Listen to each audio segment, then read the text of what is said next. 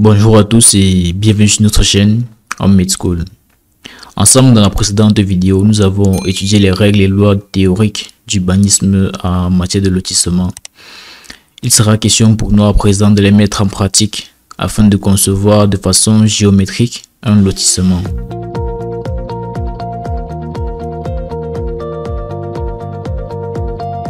Nous allons débuter avec notre fichier dont les données de route et bâtiments et altimétriques ont précédemment été téléchargés depuis le logiciel QGIS et Global Mapper respectivement. Afin de pouvoir facilement s'orienter vers notre objectif, jetons un coup d'œil à quelques lotissements déjà conçus.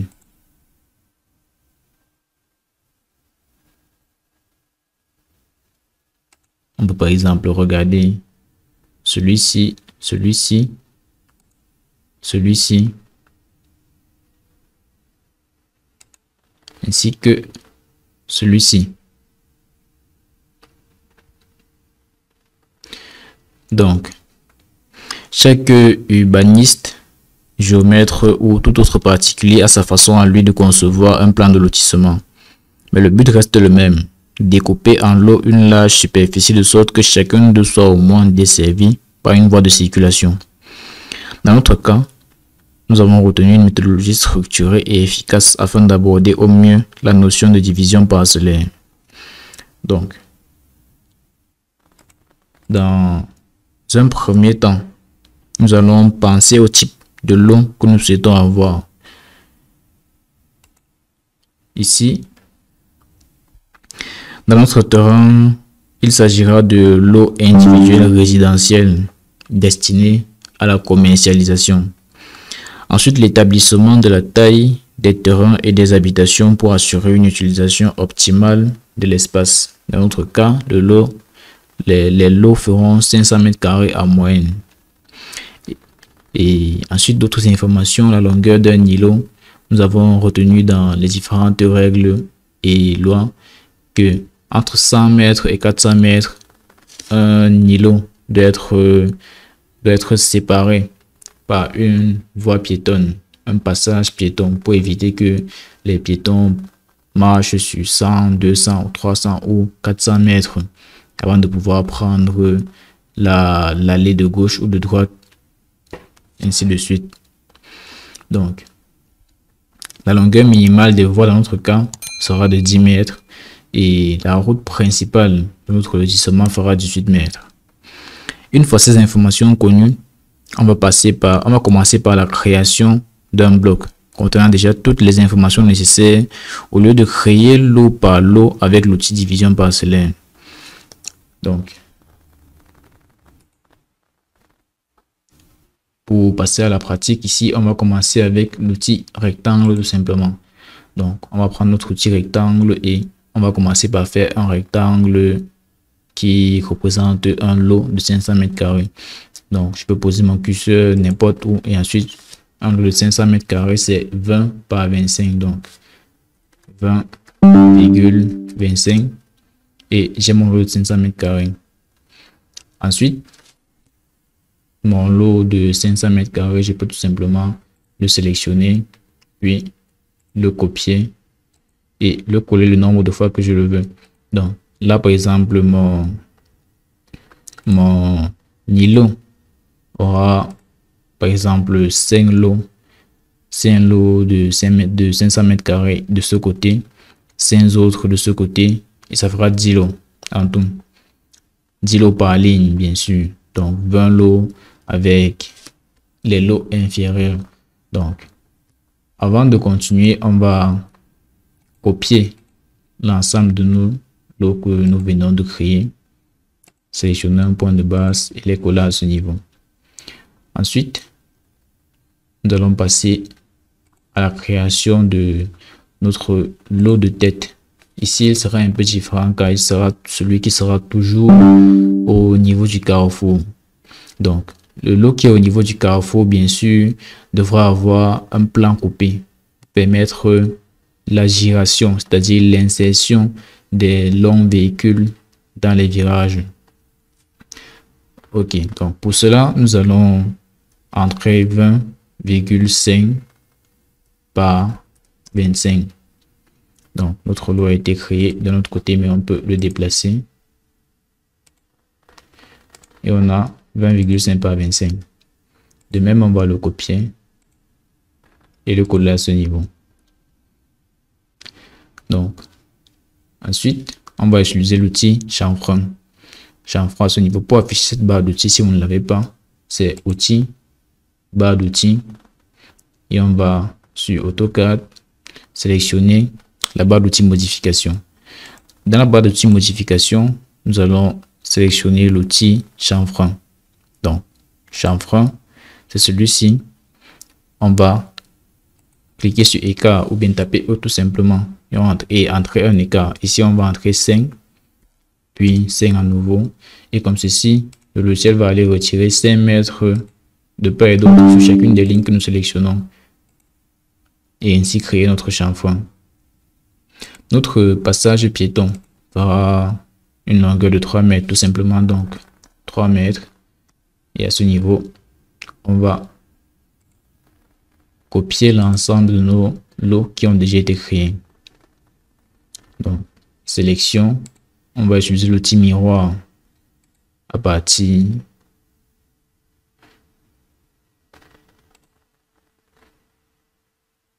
voulez-vous effacer les objets source, on va sélectionner non.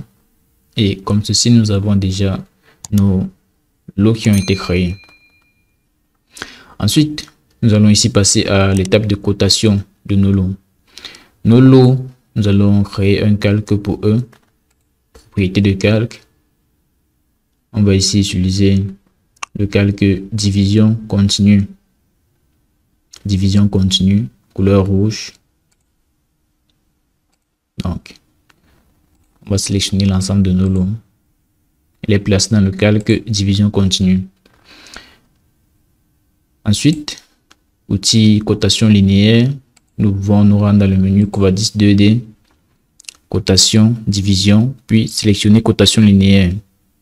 Ou alors tout simplement avec la barre d'outils cotation linéaire, nous allons cliquer sur cotation linéaire. Et comme ceci, nous avons plusieurs types de cotation. Nous pouvons par exemple commencer par cotation en polygone, position. On peut sélectionner manuel. Nous allons sélectionner le texte de cotation, le style de texte, times 3.0, la hauteur du texte, le décalage par rapport à la polyligne sur laquelle nous avons fait la cotation. Et les autres informations que nous pouvons modifier, il s'agit ici du type de données, la distance avec de nombre décimal. Si nous voulons un suffixe, nous pouvons l'ajouter. Dans notre cas, ce paramétrage convient, donc on va cliquer sur OK. Et à ce niveau-ci, on va tout simplement pointer dans un polygone et sélectionner le côté suivant lequel nous souhaitons insérer nos différentes cotations. Comme ceci, à chaque fois, on va sélectionner le côté. Une autre méthode plus rapide pour effectuer cette opération, c'est de prendre gauche intérieure, comme ceci. Et lorsque nous cliquons sur un polygone, toutes les cotations sont automatiquement placées.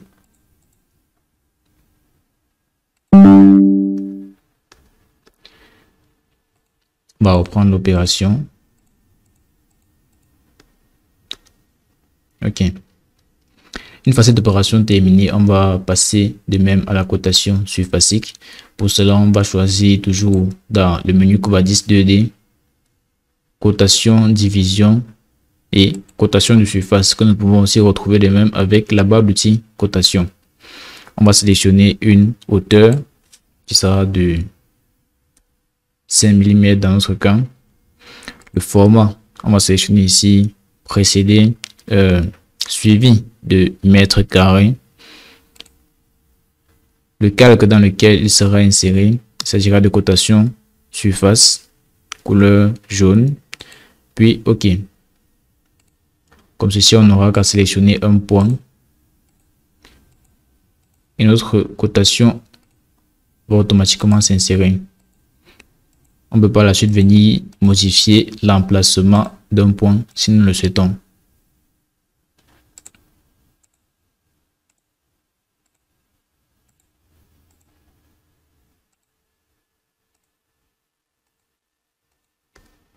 Ok. Donc, celui-ci, on va modifier sa position.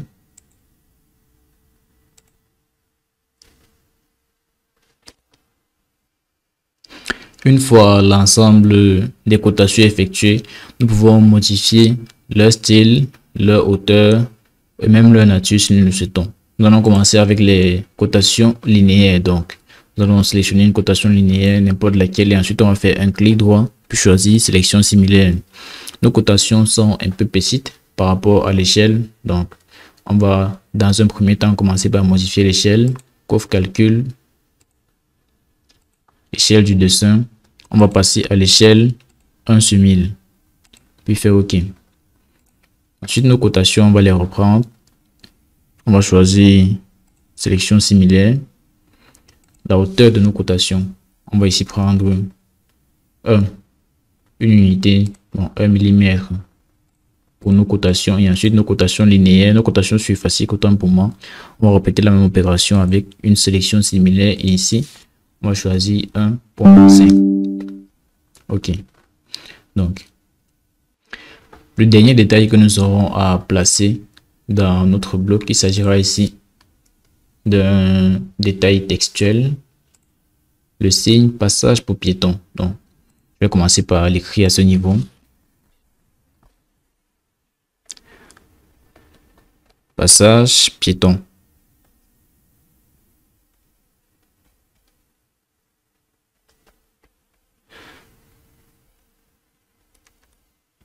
Et on va entrer la distance 3 mètres.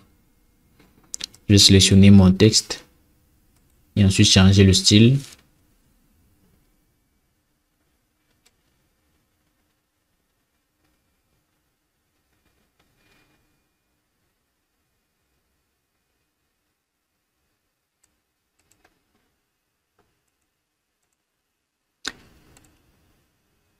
Dans le texte, on va modifier sa hauteur, on va la placer, on va la mettre à 1.8 et ensuite faire une rotation.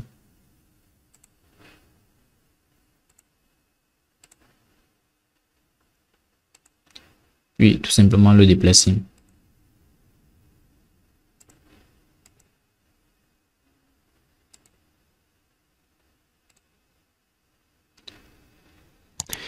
Ainsi, la création de notre lot, de notre îlot a bien été terminée, ce qui facilitera beaucoup plus vite la création de notre lotissement. Donc, ainsi s'achève cette vidéo.